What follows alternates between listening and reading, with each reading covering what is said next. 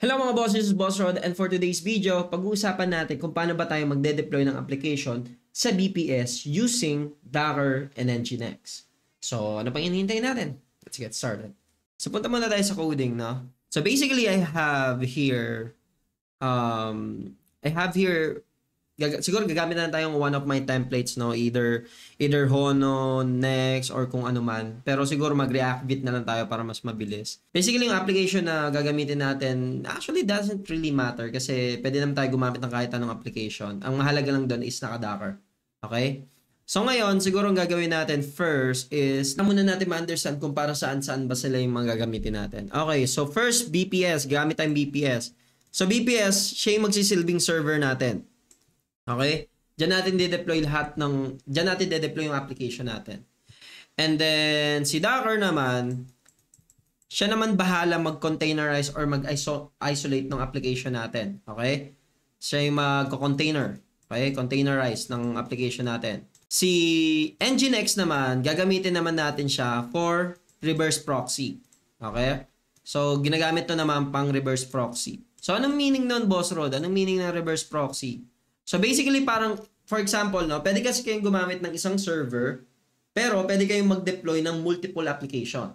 Okay? So anong itsura nun? So parang, ang itsura nun mga boss is, pwede kayong magkaroon ng application na sa 3,000 na port. Okay? Sabi natin 3,000 naman yung API. Yan, API to for example. Ito API nyo. Ito naman is app, no? So, gagamit kayo ng reverse proxy para i-make sure na sa deployed application nyo, hindi kayo gagamit ng port. No? Ayaw nyo yung parang sabi natin, no? rod.com, parang ganyan. Tapos, port 3001. Parang ayaw nyo ng ganyan, di ba? Ayaw nyo magkaroon ng port. So, dun gumagana ang reverse proxy. No? Pwede nyo itutok yung 3000 to slash lang. Okay, lahat ng 3000 dapat i-proxy mo yan sa slash ng rod.com lang. And then yung 3,000 naman, pwede mo siyang itutok sa slash API naman. So para mangyayari, rodrick.com slash API, tututok yan dito sa my API. So parang ganun yung idea ng reverse proxy. Okay, so since we already have an idea how the three important or the three core things na kailangan natin maintindihan sa deployment or sa DevOps stuff, no?